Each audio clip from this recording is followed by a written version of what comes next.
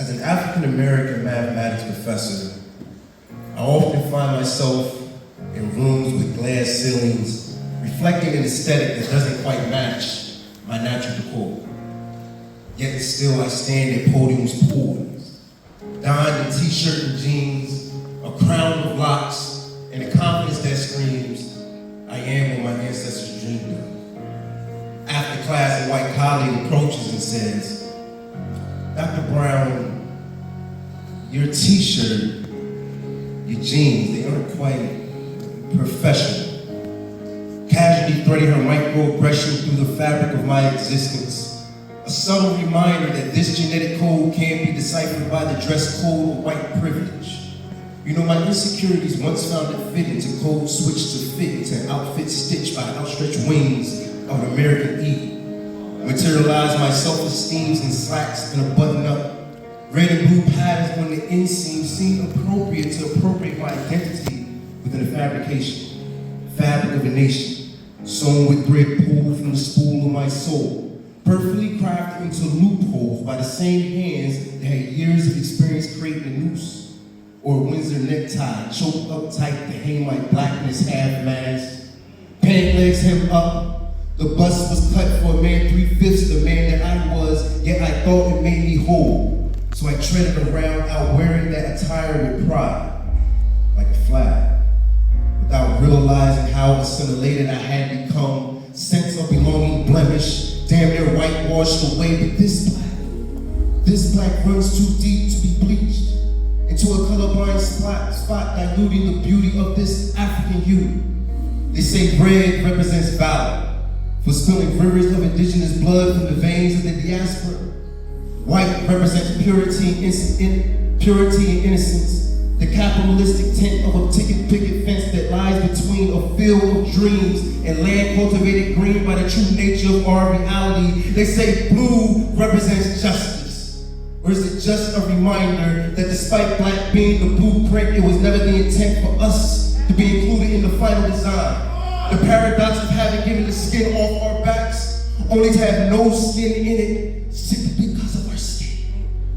But I would no longer dress for your occasional Caucasian acceptance, or suit up for a flag that refuses to recognize that I am foundation, deeply rooted to the threads of this royal fabric. Who opened my eyes but no longer blind me from seeing me.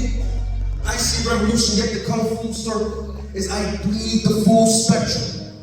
A who's you on a color wheel appearing to America to be African, yet too African to be American. But I found fibers right here on this island. So there I stood, donned in prominence, and I confessed to her, I said, ma'am, I don't need the shirt off any man's back. I'm tailored fit in this melanin, a complexion that coordinates the complexity of this duality. I am a banner of excellence, waving with my pan-African ancestors.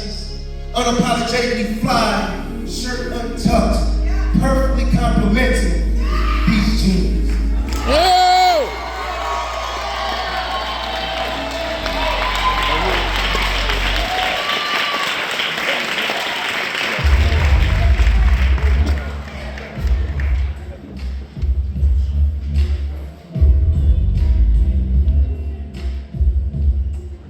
So, okay, I gotta do this one because it's an honor to be here. Like, it's especially an honor because I didn't even know, like, somebody nominated me. Sometimes you just do what you do because you do it. Like, you're not looking for anything, you're not expecting anything.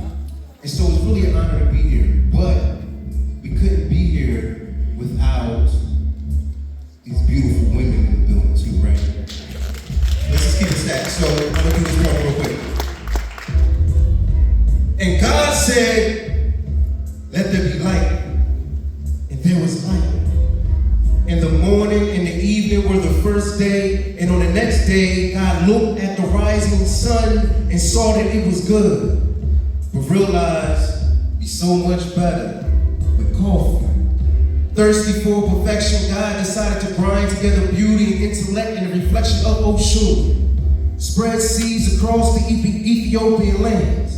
Uncoincidentally, sowing the fabric of our existence, making native soil nutrient rich with our roots. Our family tree stems from an Arabic she must be the berry. Picked and sun-kissed, dipped in hot water, the bittersweet sweat that drips off God's brows, filtered through the clouds of broken storms. She's so stunning. Cut lightly, sweetened with stardust, forget a Starbucks, she's a venti of heaven's sins. And God called her coffee. CO2, F's and E's, God's exhale, a breath of fresh air, aroma strong, lifting my soul, smells like Kaffa boom, brewed and roasted just right. She's so fiery, so savory, flavored. I'm saying her spirit loves fiercely. She gives off this energy that makes mankind fiend for caffeine. Her mind is jolly being rich within a hard shell. She's so headstrong. Every morning I yawn, a silent scream for coffee. Her warm opens my pores and she pours into me intimate. Vibe with me. I just love waking up and smelling the coffee. And I like my coffee black. Lack the additives, no sugar, no cream, all organic, body so robust up, melanin, thick skin, cappuccino, soft, the pertinent breast just right for my firm grip. I reach for a cup of coffee and I sip. The flow of her melted mocha's hot.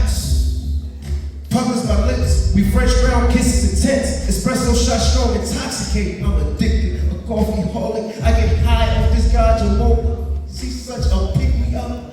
Vital to my vitality, enhances my fertility. Listen, sometimes I do like a splash of hazelnut in my coffee. But not a latte, not too macchiato, still always cafe you wore. You know, I once heard a man say not to drink too much coffee, to try tea. Shh. Even the devil knows, because he knows that sips tea. Because even he knows that God is a barista. What I mean is, God set the bar with the system. So without my God, there's no coffee. Without this coffee, my God, what is life? And on the next day, God created man from the ground, looked at this creation and saw that it was good, but realized man would be so much better if he was awoken with a freshly brewed cup of coffee.